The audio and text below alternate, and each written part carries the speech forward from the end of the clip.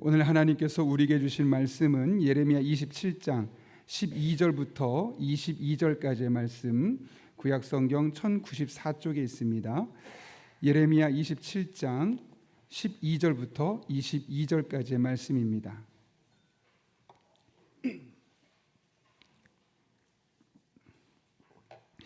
예레미야 27장 12절부터 22절까지 구약성경 1094쪽에 있습니다. 우리 하나님의 말씀을 한 절씩 읽고 마지막 22절은 한 목소리로 읽겠습니다. 내가 이 모든 말씀대로 유다의 왕 시드기야에게 전하여 이르되 왕과 백성은 바벨론 왕의 멍에를 목에 메고 그와 그의 백성을 섬기소서. 그리하면 사실이라.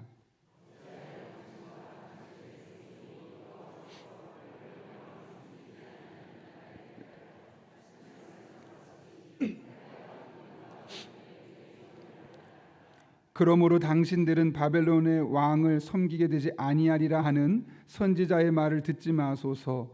그들은 거짓을 예언함이니이다.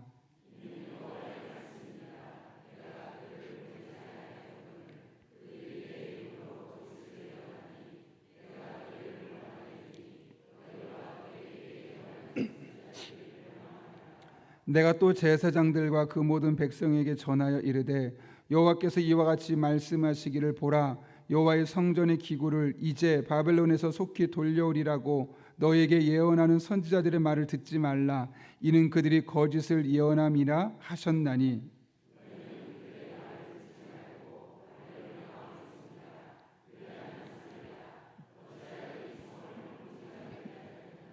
만일 그들이 선지자이고 여호와의 말씀을 가지고 있다면 그들이 여호와의 성전에와 유다의 왕의 궁전에와 예루살렘에 남아있는 기구를 바벨론으로 옮겨가지 못하도록 만군의 여호와께 구하여야 할 것이니라.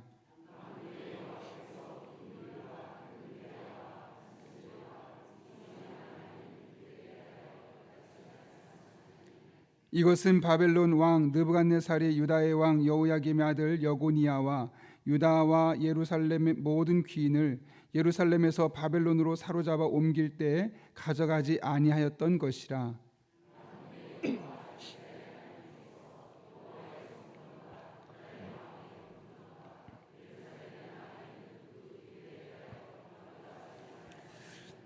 같이 읽습니다. 그것들이 바벨론으로 옮겨지고 내가 이것을 돌보는 날까지 거기에 앉을 것이니라. 그 후에 내가 그것을 올려와 이곳에 그것들을 되돌려 두리라. 여호와의 말씀이니라. 아멘. 오늘 아동부 교사분들 나오셔서 하나님 앞에 특송 올려드리겠습니다.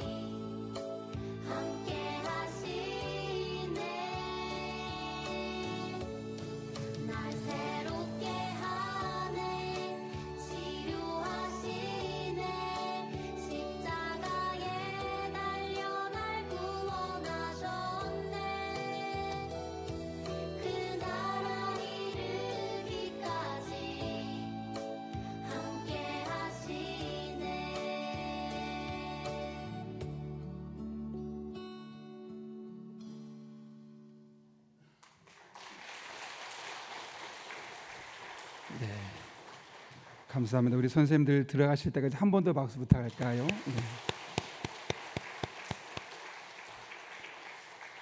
요즘은 사춘기가 우리 때와 다르게 이 아동부 시절부터 이 초등학생 시절부터 찾아와서 아이들을 가르치는 게 여간 어렵지 않습니다. 근데 그런 아이들에게 하나님의 말씀을 통해서 신앙을 가르치는 우리 아동부 교사분들 너무너무 귀한 분들 감사드리고, 이 귀한 사명을 통해서 우리 아이들이 하나님을 더욱더 깊이 만날 수 있도록 여러분 항상 기도해 주시기를 부탁드립니다. 기도하고 하나님 말씀 나누겠습니다. 거룩하신 아버지 하나님, 오늘도 깨워주시고 기도할 마음을 주시고 기도의 자리에 나올 수 있게 하시고 하나님 앞에 찬양하며 이 한날을 시작할 수 있도록 인도하시는 애 진심으로 감사를 드립니다. 하나님의 은혜를 경험하고 은혜를 가슴에 담고 돌아갈 수 있는 복된 날 될 수 있도록 이 시간 우리 한 사람 한 사람을 온전히 성령으로 사로잡아 주옵소서. 특별히 오늘 하나님 앞에 귀한 찬양을 통해서 치료하신 하나님을 찬송했던 우리 아동부 교사분들을 하나님 앞에 축복하며 기도합니다. 이 사명을 즐겁게 감당해 나갈 수 있도록 하나님께서 때를 따라 돕는 은혜로 늘 풍성하게 함께해 주시고 가정의 크고 작은 일들 가운데 하나님의 도움의 손길이 임하게 도와주시며 무엇보다 자녀들의 인생 가운데 하나님의 깊은 은혜와 길을 만드신 하나님을 경험하는 복된 가정들 되게 하여 주옵소서. 아버지 하나님, 또한 오늘 이 예배를 위해서 섬기는 손길들이 있습니다. 안내를 위해서 또 찬양을 위해서 다양한 모습으로 하나님 앞에 섬기는 분들을 일일이 기억하여 주시옵고 이 수고와 헌신이 하늘의 상급으로 이 땅이 기름진 것으로 풍성히 갚아지는 복된 한 날 되게 하여 주옵소서. 하나님 앞에 간절한 기도 제목이 있어 예물을 드리며 기도 제목까지 적고 올려드린 손길들이 있습니다. 종이 이웃을 붙들고 한 사람 한 사람을 위해서 기도할 때 지금 당장은 아무런 소망이 없어 보여도 그 기도대로 역사하신 하나님을 만나는 복된 성도님들의 일상이 되게 하여 주옵소서. 오늘도 우리들의 삶을 통해 함께 하실 줄 믿사오며 예수님의 이름으로 기도하옵나이다. 아멘. 제가 어제 말씀을 먹다라는 좀 독특한 제목의 책을 잠깐 오늘 설교를 위해서 읽었습니다. 그 책을 보게 되면 이제 한 목사님이 계신데 그 목사님이 이제 성경을 공부를 하게 됐던 가장 중요한 이유를 기록하고 있죠. 왜 그랬냐면 본인이 10대 청소년기에 교회를 갔는데 목사님께서 다윗의 손에 든 5개의 물맷돌이 중요하다라는 그런 취지를 이야기하는 겁니다. 그러면서 우리 인생 가운데 다윗 앞에 골리앗이 있었던 것처럼 우리들의 인생 가운데도 골리앗이 있을 겁니다. 그런데 그 골리앗을 이기기 위해서는 다윗의 손에 잡혔던 5개의 물맷돌을 우리도 들고 나아가지만 승리를 할 수 있고 그럴 때 하나님의 은혜를 경험할 수 있습니다 라는 취지로 말하면서 그 5개의 물맷돌이 무엇인지를 사랑이다, 헌신이다, 기도다 이런 등등의 5가지를 전한 겁니다. 많은 성도님들이 당연히 그 앞에 곤란한 일이 있겠죠. 골리앗 같은 일이 있겠죠. 큰 은혜를 받고 아멘 아멘 한 겁니다. 그 목사님도 처음에는 너무 은혜가 되었고 좋았죠. 근데 조금 지나보면서 문득 이런 생각이 들더랍니다. 다윗의 손에 5개의 물맷돌? 도대체 이것이 무슨 의미가 있는 걸까 궁금해서 한번 찾아보게 되었대요. 그럼 왜 도대체 5개의 물맷돌을 손에 쥐었을까? 그 목사님이 말씀하신 대로 헌신하면 하나님 앞에 예배를 잘 드리면 기도 많이 하면 기타 등등 하게 되면 우리 앞에는 골리앗을 이길 수 있다는 것을 말씀하기 위한 것이었을까? 생각해 보니까 찾아보니까 아니더라는 거예요. 당시 여러분이 잘 아시는 것처럼 골리앗이 있지 않습니까? 골리앗뿐만 아니라 그 주변 나라들이 연합해 있었어요. 5개의 왕국을 이루어졌었거든요. 그러다 보니까 골리앗이 나왔지만 그 골리앗의 뒤를 따라서 준비되어 있는 4명의 이 군인들이 있었던 거예요. 장군이. 그러니까 만약 골리앗을 쳤을 때 그들이 그것을 승복하지 않고 또 다른 장군이 만약 올라오면 그 장군에게 쓰려고 그렇게 계속해서 그 뒤에 것을 준비하는 것이었는데 그 목사님이 말씀했던 그 설교의 말씀이 본문에서 말하고자 했던 바와 너무 달랐다는 거죠. 그래서 내가 좀 성경을 제대로 연구해야 되겠다. 들을 때는 너무 은혜가 되고 너무 좋아서 좋다 은혜스럽다 그리고 아멘 했지만 정말 이 말씀이 그 말씀인가 살펴봤더니 아닌 것을 보게 되었을 때 나는 나중에 하나님의 말씀을 그대로 전할 수 있는 설교자가 되고 또 그런 목회자가 되고 싶다라는 마음으로 그렇게 성경을 연구하게 되었다는 것이죠. 여러분, 우리가 살면서 하나님의 말씀을 듣고 설교를 들으면서 은혜 받을 때가 있어요. 그런데 은혜 받는 것과 그 말씀이 정말 그런 것과는 같을 수도 있지만 다를 수도 있음을 우리는 기억해야 합니다. 그래서 우리는 은혜 받자 보다 더 중요한 게 무엇이냐면 그 말씀이 도대체 무엇이냐, 그 말씀의 본질이 무엇이냐, 그 말씀을 통해 우리가 무엇을 말씀하고자 하느냐, 이것이 중요한 거죠. 누구에게 듣느냐보다 어떤 말씀을 들었느냐, 그 말씀이 훨씬 더 우리에게 중요할 수 있는 겁니다. 오늘 본문을 통해서도 이 같은 사실을 다시 한번 확인할 수 있습니다. 오늘 본문의 바로 앞에 어떤 사건이 있었습니까, 여러분? 하나님께서 예레미야에게 바벨론 왕에게 너희는 투항해라. 그럼 너희가 살게 될 것이다. 너뿐만 아니라 너와 연합해 있는 주변의 5개의 왕국에도 같은 메시지를 전하라 해서 사신들을 통해서 그 메시지를 전했습니다. 그리고 오늘 본문의 말씀은 시드기야 왕과 또 그 시기에 함께 벌벌 떨고 있었던 제사장 그룹과 모든 백성들에게 같은 메시지를 전하고 있는 장면입니다. 특별히 오늘 본문을 보게 되면 12절 이렇게 시작하고 있죠. 내가 이 모든 말씀대로 유다의 왕 시드기야에게 전하여 이르되 왕과 백성은 바벨론 왕의 멍에를 목에 메고 그와 그의 백성을 섬기소서 그리하면 사실이라. 이렇게 지금 원래 5개 나라의 왕들에게 했었던 메시지와 거기에 한 가지를 더 보탭니다. 그 메시지 플러스 뭘 붙이냐면 14절 말씀인데 이렇게 이야기합니다. 그러므로 당신들은 바벨론의 왕을 섬기게 되지 아니하리라 하는 선지자의 말을 듣지 마소서. 그들은 거짓을 예언함이니이다. 다시 말하면 예레미야가 지금 이 시드기야의 왕에 했던 메시지는 2가지라는 거예요. 첫 번째로는 당신도 목에다가 멍에와 왕의 멍에와 목에 걸고 그의 백성을 섬기라. 바벨론 왕을 섬기십시오라고 첫 번째 메시지를 똑같이 전했다면, 두 번째로는 그렇게 되지 않을 것이라 말씀하는 거짓 선지자의 이야기를 따르지 말라, 듣지 말라라고 이야기하고 있었던 것이죠. 그렇다면 여러분, 거짓 선지자가 전했던 메시지는 무엇입니까? 14절의 말씀처럼 예레미야가 던졌던 메시지와 정반대 메시지였습니다. 그것은 바로 바벨론의 왕을 섬기지 아니할 것이다 라는 그 메시지였던 것이죠. 하나님은 그들의 평화 메시지가 거짓말이라고 말씀하셨습니다. 15절 보면 이렇게 말합니다. 이는 여호와의 말씀이니라. 내가 그들을 보내지 아니할거늘 그들이 내 이름으로 거짓을 예언하니 내가 너희를 몰아내리니 너희와 너에게 예언하는 선지자들이 멸망하리라. 여기 보게 되면 지금 거짓 선지자들이 했던 메시지가 거짓말인 거죠. 그런데 사람들은 이들의 메시지에 어떻게 반응했다는 사실을 알 수 있습니까, 여러분? 오늘 본문을 잘 보시면 13절에 이렇게 이야기하고 있어요. 어찌하여 당신과 당신의 백성이 여호와께서 바벨론의 왕을 섬기지 아니하는 나라에 대하여 하신 말씀과 같이 칼과 기근과 전염병에 죽으려 하나이까? 어찌하여 죽으려 하나이까? 이 말은 무슨 말일까요, 여러분? 예레미야의 말씀을 들으려 했다는 걸까요? 거짓 선지자들의 이야기를 들으려 했다는 걸까요? 거짓 선지자들의 이야기를 들으려 했다는 거죠. 그러니까 어찌하여 망하는 길을 가고 있습니까? 라고 이야기하고 있는 겁니다.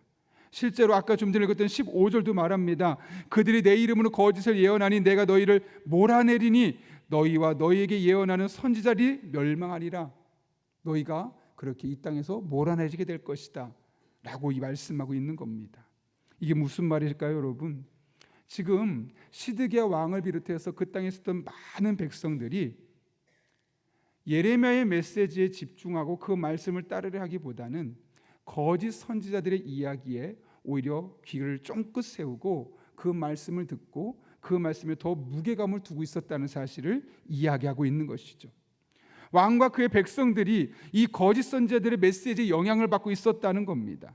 뿐만 아닙니다. 16절 보십시오. 내가 또 제사장들과 그의 모든 백성에게 전하여 이르되 여호와께서 이와 같이 말씀하시기를 보라 여호와의 성전의 기구를 이제 바벨론에서 속히 돌려오리라고 너에게 예언하는 선지자들의 말을 듣지 말라. 이는 그들이 거짓을 예언함이라 하셨나니. 잘 보시면 이 시드기야 왕이 들었던 메시지, 그가 혹했던 메시지 뭐냐면 바벨론에게 포로되지 않을 겁니다 라는 메시지였고요. 제사장들이 혹했던 메시지는 우리가 과거에 한번 우리 성전에 있는 집기를 빼앗겼는데 다시 빼앗기지 않을 것입니다, 금방 찾아올 것입니다 라는 메시지였는데 이 또한 거짓말이었다는 거예요. 중요한 건 시드기야 왕도 그렇고 제사장들도 그렇고 백성들도 그렇고 그 거짓 선지자들의 메시지마다 다 혹해서 그 메시지에 관심을 빼앗겼고 그 메시지에 영향을 받고 있었다는 것이죠. 그렇다면 여러분, 왜 시드기야 왕은, 왜 제사장은, 왜 백성들은 분명히 예레미야를 통해 선포된 메시지가 있음에도 불구하고 거짓 선지자들의 메시지에 귀를 기울이게 되었을까요? 그 분명한 이유는 그들이 듣고 싶었던 메시지를 전했기 때문에 그렇습니다. 예레미야는 내가 듣고 싶은 메시지를 전하지 않아요. 불편한 메시지를 전해요. 그러나 거짓 선지자들은 항상 듣고 싶은 말을 전하는 거예요. 그래서 잘 보시면 좀 전에 이야기 어떻게 했습니까? 시드기야 왕이잖아요. 왕이니까 이 나라 뺏기지 않을 겁니다, 항복하지 않아도 됩니다 라고 말하는 거고요. 지금 16절 이하의 말씀 보면 제사장들에게는 어떤 이야기하냐면 뺏기지 않을 겁니다가 아니라 우리 성전에 있는 집기들을 빼앗겼었는데 더 이상 뺏기지 않을 겁니다, 나중에 우리가 그것을 회복할 겁니다. 그들이 그 시기에 듣고 싶었던 메시지들만 전하고 있는 겁니다. 이스라엘의 주변 5개국과 함께 바벨론에 맞서고 있는 상황입니다. 이런 상황 속에서 이스라엘 백성들이 시드기야 왕이 듣고 싶었던 메시지가 무엇이었겠습니까? 예레미야 말씀처럼 바벨론에게 투항하라가 아니라 바벨론의 왕을 섬기지 않을 것입니다. 이런 이야기를 듣고 싶지 않았을까요? 그런 이야기를 들어야지 희망이 있고 그런 이야기를 들어야지 좀 마음이 좌절감이 사라지지 않았겠습니까? 여러분, 우리가 살다 보면 듣고 싶은 메시지가 있고 꼭 들어야만 하는 메시지가 있습니다. 근데 문제는 이 두 개의 조건을 충족시킬 때가 그렇게 많지 않다는 거예요.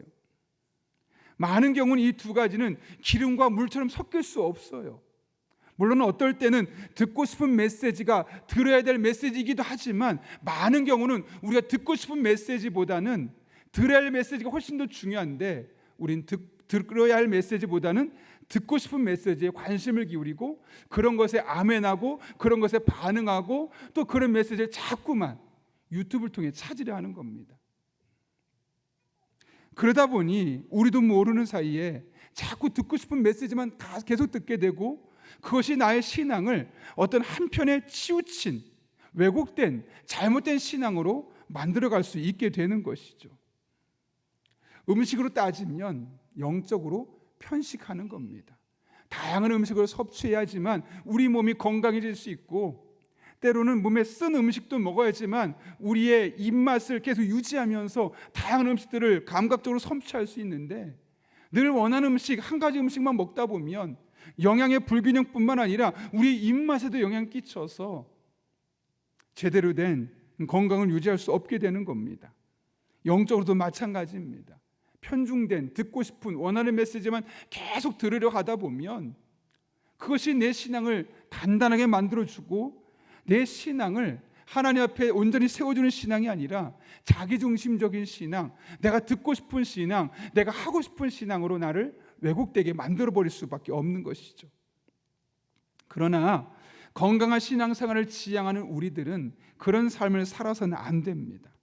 우리 할 일은 원하는 것을 자주 들으려 하는 것이 아니라 필요한 말씀을 오히려 들으려 힘쓸 것이고 그 필요한 말씀을 내 삶에 적용해서 그 말씀이 나의 삶을 통해 온전히 드러나도록 하는 것.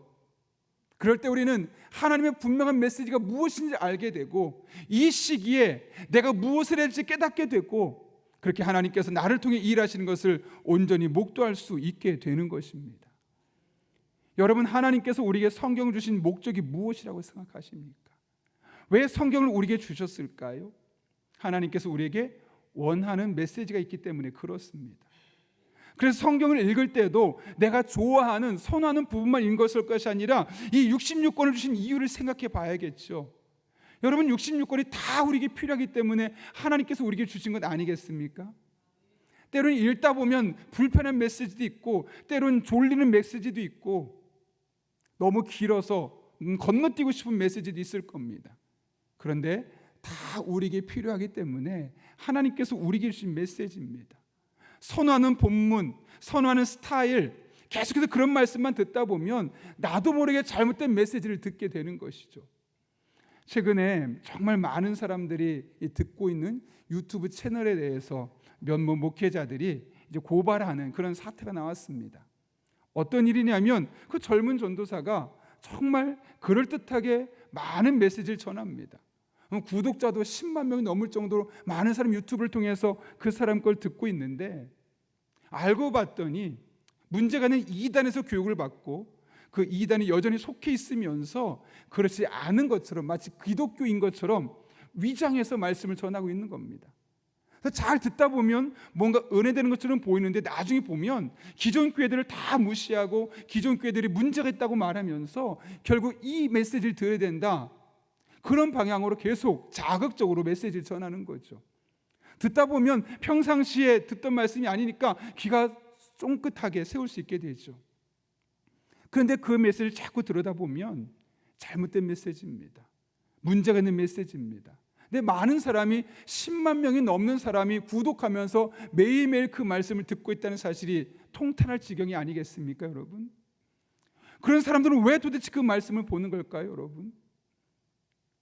그 말씀을 통해서 내가 듣고 싶은 것, 내가 원하는 것,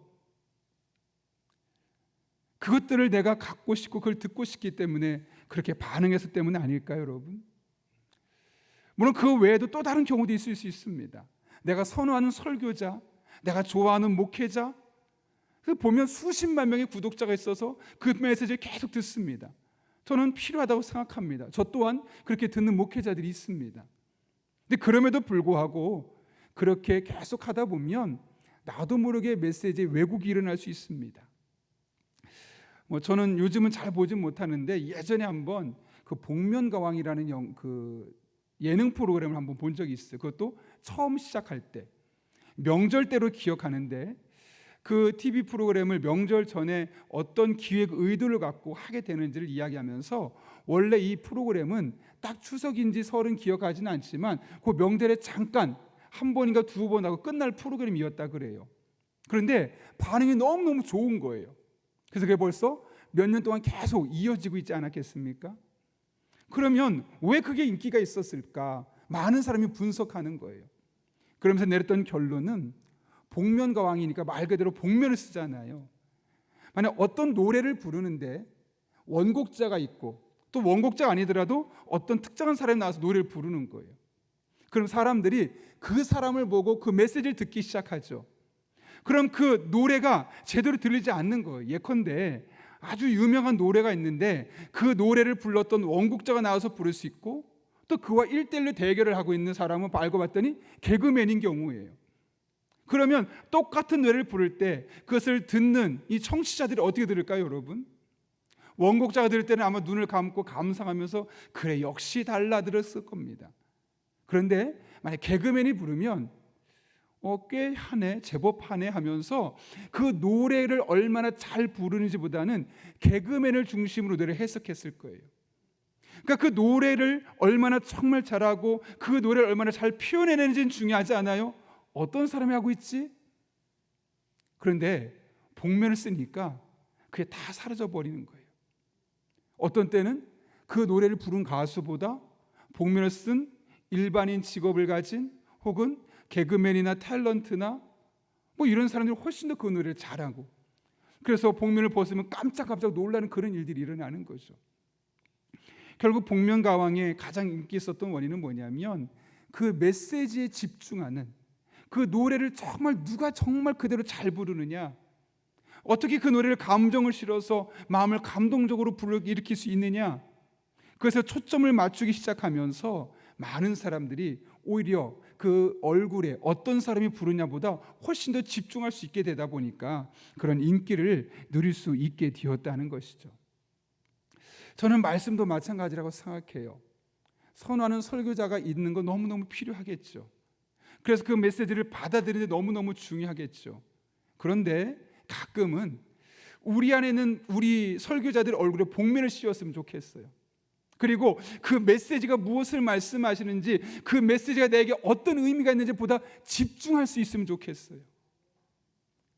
저 사람이 저 이야기를 하니까 그 사람에게 관심을 갖고 그 사람의 이야기에 더 마음에 담아두려 하기보다는 눈을 딱 감고 정말 그 메시지가 무엇인가, 그 메시지가 내게 무엇을 말씀하는가, 그 메시지를 통해 하나님 내가 무엇을 하길 원하시는가, 오히려 그렇게 메시지에 집중하다 보면 그 메시지를 통해 말씀하시는 하나님의 뜻을 깨닫게 되고 그 안에 우리의 삶이 변화되는 놀라운 은혜를 경험할 수 있는 것이죠. 그런 의미에서 우리 한 사람 한 사람은 말씀 자체에 집중할 수 있는 그런 은혜가 우리에게 필요합니다. 오늘 본문의 말씀을 보십시오. 예레미야보다 거짓 선지자들에게 사람들이 많이 집중했던 이유는 딱 하나입니다. 그들이 듣고 싶었던, 그들이 원했던, 그들이 간절히 사모했던 이야기들을 들려주었다는 것. 그러나 예레미야는 그것보다는 꼭 들어야 하는, 이 시기에 꼭 들어야 하는 말씀을 그대로 전했다는 것. 우리가 들어야 될 말씀은 내가 듣고 싶은 말씀을 선별적으로 듣고 그럴 때만 아멘 하는 것이 아니라 매 순간 선포되는 말씀이 어쩌면 하나님께서 우리가 듣기를 원하시는, 우리가 꼭 들어야만 하는 메시지 아니겠습니까, 여러분? 제가 저희 교회가 이제 주일 설교도 예전에는 필요한 상황에 맞춰서 주제별로 다양한 부분으로 설교를 했었어요. 요즘은 그렇게 하지 않고 우리가 매일매일 따라가는 큐티 본문에 맞춰서 주일에 해당되는 본문을 한번 나누려고 하고 있죠. 아마 짧게는 4년에서 6년 정도 시간이 걸릴 거예요. 그렇게 하는 이유는 딱 하나입니다. 그 66권을 통해서 매일매일 하나님께서 우리에게 무엇을 말씀하시기 원하실까? 내가 평상시에 듣기 싫었던, 듣기 불편했던 그런 본문을 통해서 하나님 내게 무엇을 말씀하실까? 그리고 성경 곳곳에 숨겨있는 하나님의 메시지는 무엇일까를 우리가 함께 들어가면서 그 메시지에 집중하고 그 말씀 붙들고 살아가는 삶이 얼마나 놀라운 삶인지를 우리가 함께 경험하길 원하기 때문이죠. 여러분, 듣고 싶은 말씀과 들어야 할 말씀이 있다면 듣고 싶은 말씀에서 한 번쯤은 마음을 내려놓고 꼭 들어야 할 말씀이 있음을 기억할 수 있기를 바랍니다. 그리고 매일매일 새벽마다 주어지는 본문이 하나님께서 우리 교회를 통해서 여러분 한 분도 한 분이 듣기를 원하시는 말씀임을 기억하고 그 말씀을 내게 주신 말씀으로 받고 그 말씀을 붙들고 하나님께 더욱더 적극적으로 나아가는 여러분 될 수 있기를 바랍니다. 그럴 때 그 말씀을 통해 여러분 한 사람 한 사람을 위에 예비되신 하나님의 은혜를 반드시 경험하게 될 것입니다. 그런 은혜를 경험하는 여러분의 일상이 될 수 있기를 예수님의 이름으로 축원합니다. 우리 함께 기도하겠습니다. 거룩하신 아버지 하나님, 듣고 싶은 말씀이 있고 들어야 할 말씀이 있을 때 우리는 듣고 싶은 말씀보다는 꼭 들어야 하는 말씀에 집중할 수 있는 우리들 되게 도와주시고 매일매일 하나님의 말씀을 읽고 매일매일 하나님 말씀을 묵상하며 매일매일 그 하나님의 말씀을 따라 한 걸음 한 걸음 내디딜 때 우리의 발걸음이 하나님과 동행하는 발걸음 되게 도와주시고 우리의 생각과 가치관이 하나님의 말씀으로 변화되게 도와주시고 우리의 인생이 거짓 선지자들, 거짓 메시지에 휘둘리지 아니하고 하나님 뜻을 따라 살아가는 복된 인생 되게 하여 주옵소서. 예수님의 이름으로 기도합나이다. 아멘.